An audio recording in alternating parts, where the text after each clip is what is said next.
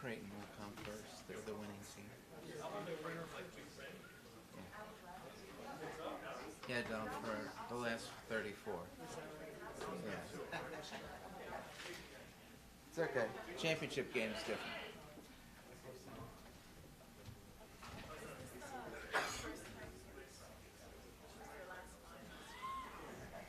Creighton's been to the finals 4 different times.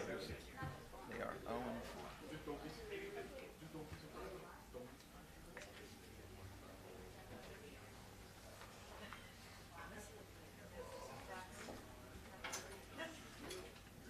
Some things I can admit.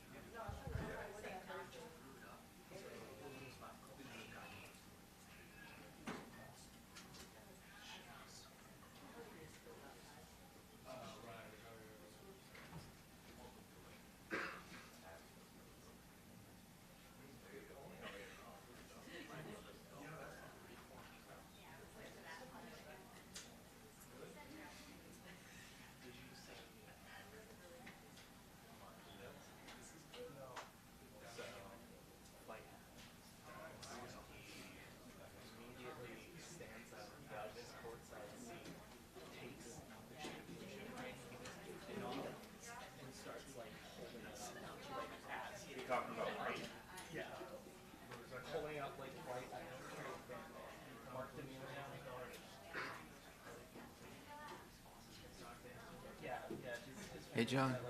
John. Check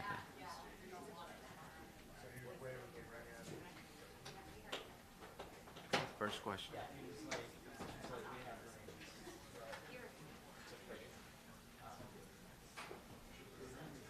Did he say 2 wings boldly? He's all. I believe he's been gifted too. So I guess that's kind of.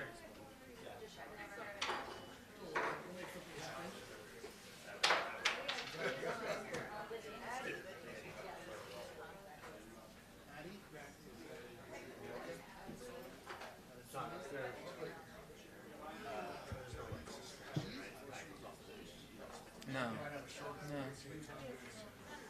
What's that? Is it one guy? I think it was just 20. I think it was just Jada Ross. Yeah.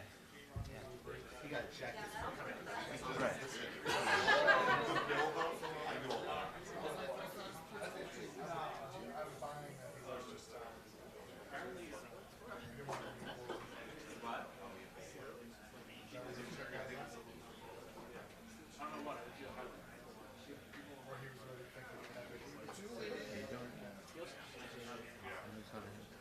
Who's on this side? Oh, you are Connor? Okay. Alright, first question is going to be on the second row, looking down, and that's how you get them. Yeah.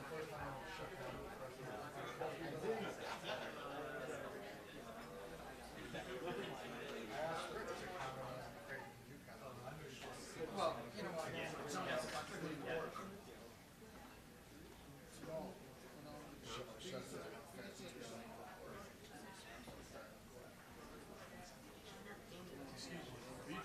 I am. Throw this mic on the end of the table. Our line say Sure. do you want to decide or Safer over here. No, we did. Pretty awesome.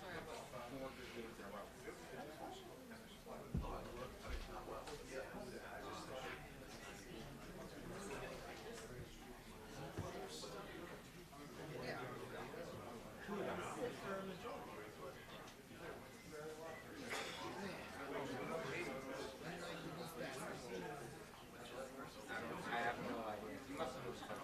I didn't notice.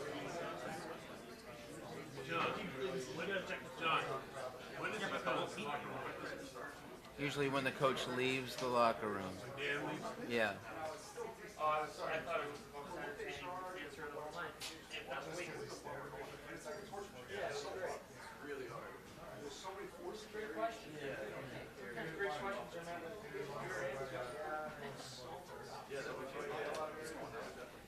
What's that? Yeah. Second. Creighton's first.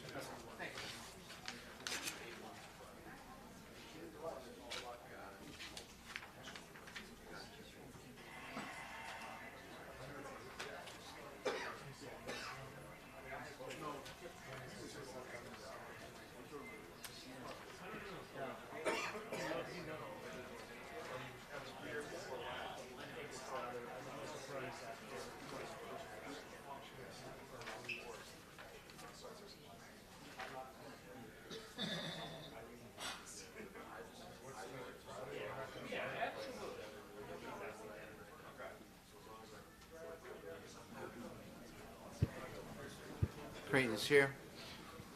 You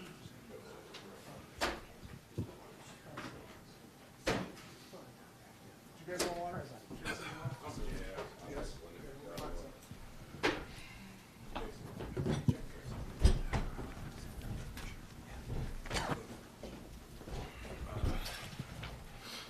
Whenever you're ready. Well, I couldn't be more proud of our team. You know, UConn's offense is very complex. There's a lot to it, a lot of movement, a lot of screening. And, you know, with an overnight prep, it was more about concepts and when we were going to switch and when we weren't. And, you know, a 56 possession game with UConn tells you that they're not scoring on their first options, that we're making them go to multiple things. And I thought our guys were really locked in defensively, and, you know, for us to shoot 30% the second half and still find a way to win, we had to defend. And we talked about the necessity to keep them off the free throw line, and we were able to do what we do without fouling. So, and, you know, we've done that all year, so that's not a surprise. But, you know, Jemiah got us off to a great start, made some huge plays. And then, you know, we thought we had some mismatch opportunities with Jason in the post. And, you know, he was absolutely terrific, and then gets a huge rebound on a missed free throw at a critical juncture of the game. We're joined by Jemiah Neal and Jason Green. And we'll take questions, please. And we're going first to John. John Walker, Omaha World Herald. Mac, you guys talked about coming to Madison Square Garden to try and cut down the nets, and now that you're one win away and you're back in the Big East tournament title game, what's that mean to you?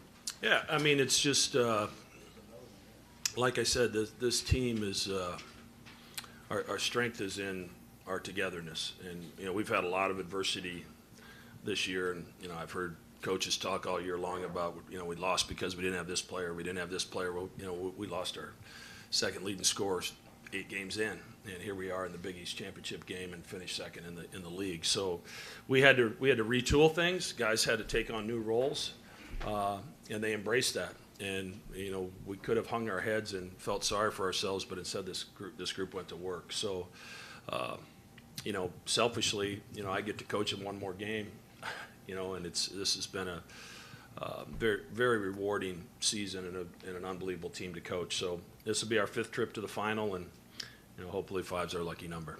Right here. Yeah, Coach, you actually had Big East championship victories in the past. I mean, how meaningful will it be to get this one, especially going up against a rising St. John's team? Yeah, I mean, obviously we have great respect for St. John's, and you know, they were able to take us out of a lot of what we wanted to do when we were here a month or so ago. So they just come at you in waves, and they wear into you with their tenacity and their physical nature of their play. So, you know, I told our guys to go to sleep thinking about ball security and box outs, because that's the game. In the middle, Zach. Jemiah, do you regret that dunk and kind of what happened there with Diarra? Yeah, definitely. I got caught up in the moment of the game. Just a lot of emotions going on. So, yeah, I would like to apologize for that. I respect Coach Hurley and those guys over there. They're a great program, obviously 2-time defending national champs. And yeah, so I apologize. Just got caught up in a moment there, and I shouldn't have did it. Okay, let's go to the third row right here in the middle. Yeah, Coach, Liam McNeely went for 37 the last time in Omaha, and then tonight you bottled them up pretty well, 6 for 20 from the floor. Did you guys do anything different on him specifically? Yeah, I mean, the second half at our place, he stepped into 4 threes because we made mistakes. We miscommunicated a couple switches. We lost him in transition.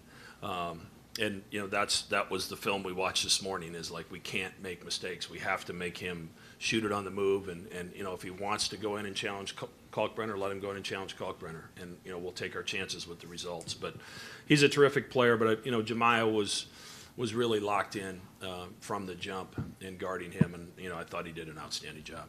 In the middle, last scene. Yep. Jason and everybody, congratulations. You have a career high. It's at Madison Square Garden. It's in New York City. Just what are your feelings about having this game? I know you're just like smiling right now, just hearing that. And how much of a better player are you now compared to the beginning of the season? And how much have you had to grow given everything your team's had to go through with injuries and all? Right. So it's definitely a great feeling getting a career high in the first place, and then especially at a place like Madison Square Garden. But I mean, my growth throughout this season, I feel like, has been pretty large. I mean, I started this season with a bit of an injury, so I wasn't able to play in our exhibition game, and I slowly worked my way back from that. But I mean, it hasn't just been like one game I was great, like the game before I was bad. It's been a gradual thing. Like, it's just being an everyday guy, being ready when your name is called, and just eventually I was able to get to the point where I am now, and my confidence just kept building, and yeah, I was able to show it tonight. Right down in front here. For whoever wants to pick this one up, halftime, I was going to get a cup of coffee, and I heard Coach Hurley screaming at the top of his lungs, 75%, 75%. And I looked at the halftime box, and that's what you guys shot in the first half, 75%. So he got you to shoot 30% in the second half. But what I saw was when he put that press on you at the end, trying to come back, he did everything he could to get back in this game. You guys hung in there tough, and you're going to have to do that tomorrow with St. John's. So I just want to hear your comments on all of that I just said. Yeah, I mean, we were extremely efficient the first half. I thought we got the ball to the spots we wanted to, and, you know, they did a really good job to rally around Kalkbrenner and make those catches tough. So we went some different places, and you know, guys took the right shots, and if we take the right shots, chances are we're gonna make some. But you know, our defense is a little different. You know, you've got teams like UConn and St. John's that, you know, a lot of pressure, a lot of physicality, force a lot of turnovers, and for some reason they think the way we do it is soft. And I got news for you. I got some tough dudes in my locker room, and it takes toughness to execute the defense the way we execute it. But we're trying to win the analytic game at the free throw line, and that takes mental toughness as well, to understand and be disciplined.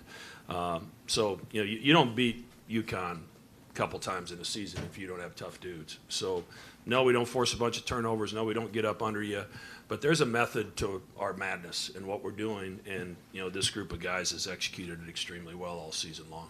This is going to be the last question. Yeah, Jemiah, 86 minutes in 2 games for you. How much credit goes to Jeremy and your strength and conditioning staff over there? Yeah, all the credit goes to them. Obviously, the coaching staff and my teammates. Obviously, we're just a together group. We do everything together. Ben, too, our athletic trainer, they do a good job of getting us well hydrated, you know, making sure everything is cool, getting us a drip drop, stuff to keep our legs going, and just getting sleep. So shout out to those guys. Great, Thank you.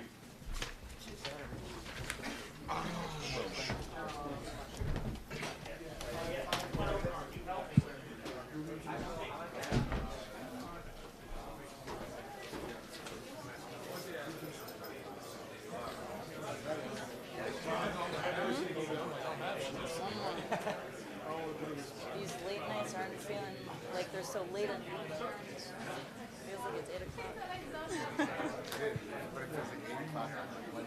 Yeah.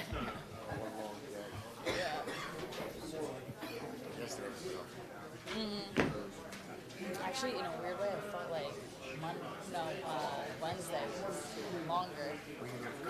Just getting here and we had 3 games.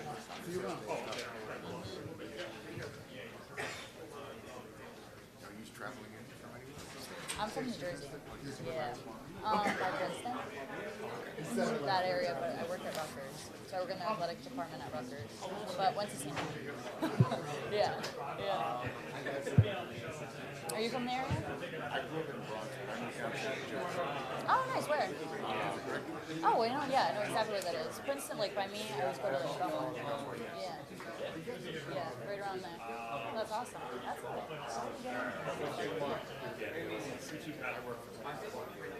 Oh, wow.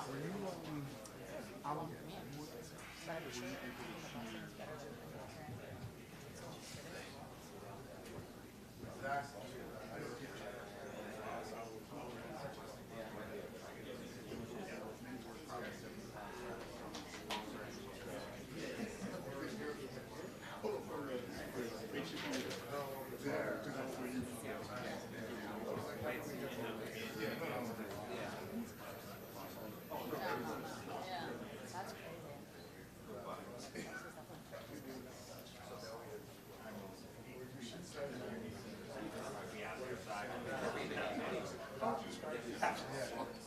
It obviously didn't have the desired result. The Eagles.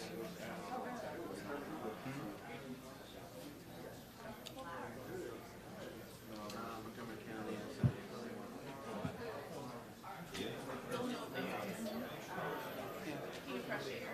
I will take that as just outside of I've been in the King of Prussia a million times.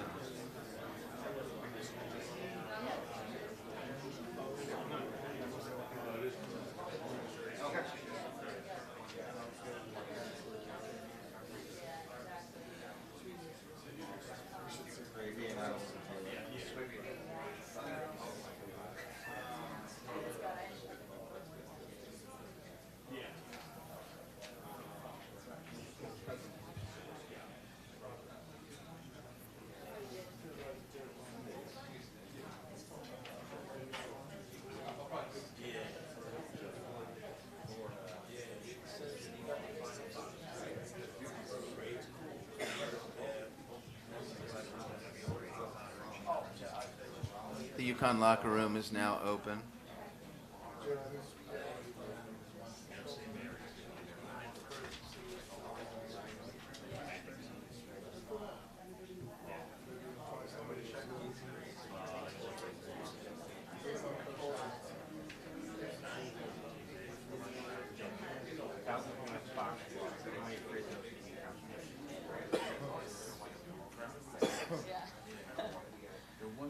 If they won that from Sunday, it's St. John's.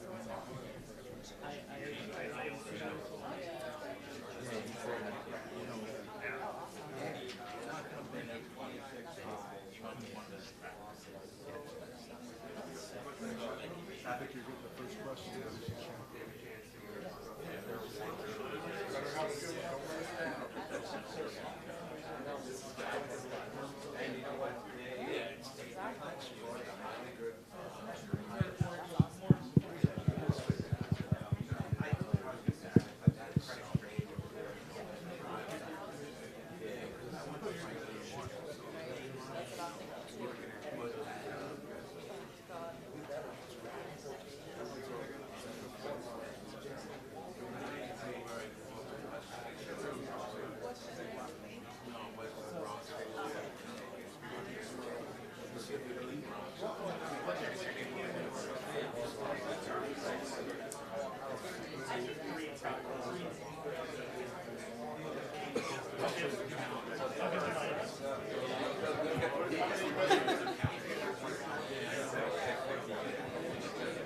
Okay, for UConn, please. Thank you. Hassan Diarra and Coach Dan Hurley. Locker room's open.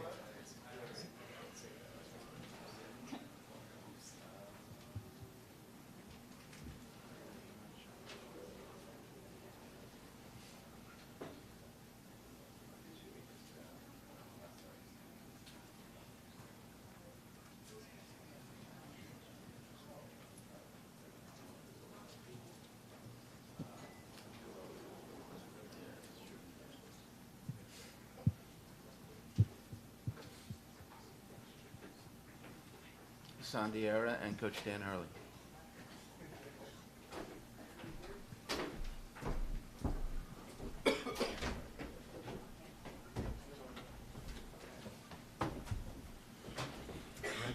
Red stat sheet.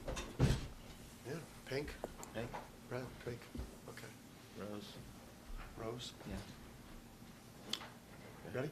Yeah, I mean, for us, I think the two teams that are deserving to play for the championship are going to play.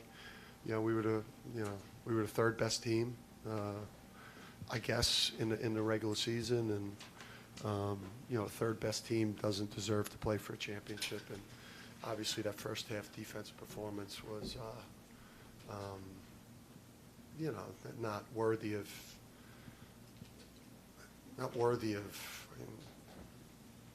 Having a chance to play on Saturday night at MSG against a team like St. John's this year.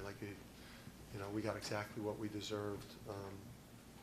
And credit Green, obviously you're going to lose if, 5-point a game score is at 17 at halftime.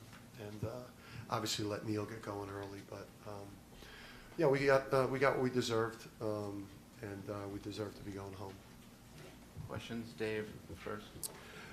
Yeah, obviously 75% in the first half, like you said. I mean, defense has been an issue all year. What can you do over the next week to kind of clean that up or just improve in that department? I mean, it's hard to. It's really hard to fix your defense at this point of the year, and there were so many one-on-one battles lost. I mean, just an inability to guard the ball. I mean, just the way that Neil started the game, just scoring, just scoring, and one-on-one in a variety of fashions, and we were just so weak, guarding the ball. They were shooting shots in the restricted, without much, we've had an inability to guard the ball the whole year, and part of it's strength, and obviously this team doesn't have the physicality in the Big East, to be able to win a lot of those one-on-one matchups.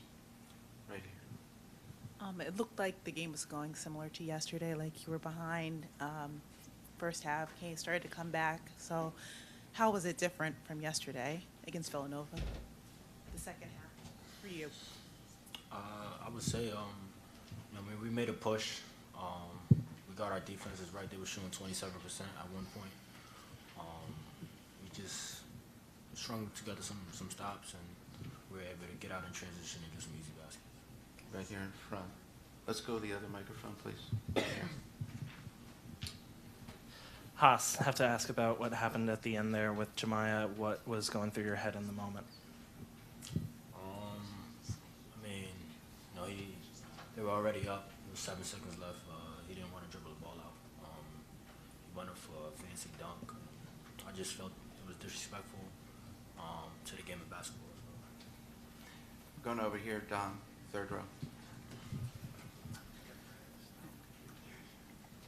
Yeah, Dan, 2 years ago you lost in this round and you kind of flushed it and made, obviously, in the long run, you triumphed. What can you do that? Do you feel like you can do that again? Do you have that same feeling, or does this somehow feel different because of the way this one played out?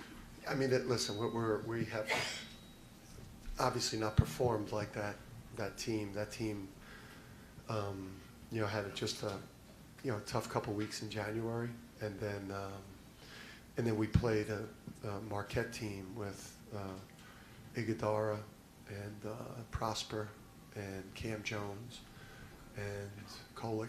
I mean, that's the team that we lost to in the semis, that year. So I do think, though, that our team is we're not a very physical team, and I think that the way that Big East games get officiated, both regular season and in the Big East tournament, are officiated way differently than games will be officiated in the NCAA tournament. If you don't call holding and off ball, if you don't allow people to move around, referees will not advance to the next round of the tournament if they don't call fouls.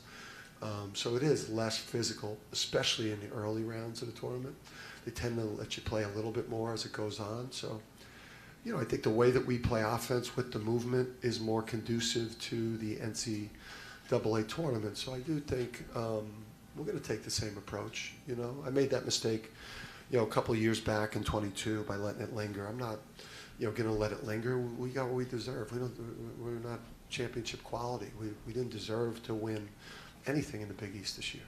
Last question, Matt. This is for Haas. Jemai did apologize before you came in. He said he regretted what he did, just so you know if that had not filtered its way back to you. But for you personally and your teammates, you could have 6 or 7 days off here before you play again. How will you rally specifically in your fraternity within the players, and what's your focus on moving forward over the next 6-7 days within that locker room? Yeah, like Coach said, we're going to flush it out. We're going to break down the film, watch our mistakes, and we're going to come together and try to fix them, and we're going to be ready for the NCAA tournament. UConn, thank you. Thank you.